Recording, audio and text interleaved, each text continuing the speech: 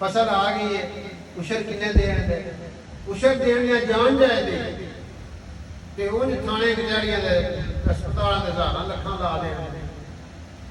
जदों एक हदीस मुबारक है कि खुशकी तक तरी जिन्ना बंदे का नुकसान होता है यह ज़कात ना अदा करने की वजह तो होता है।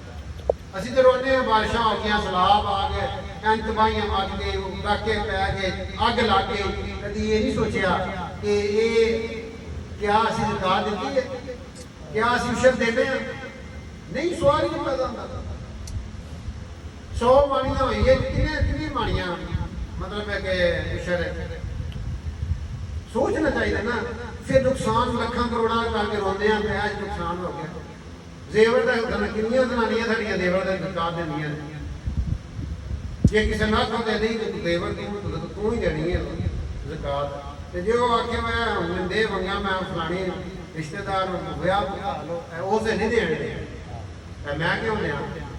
मालक मैं वा, ज़कात ही देने वाले आते नहीं, तू ही देनी है ज़कात। और अल्लाह के नबी की फरमा रहे हैं कि जिस जेवर की, जिस सोने की ज़कात नहीं दी जानी, ऐ सोना क़यामत के दिन ये साड़ के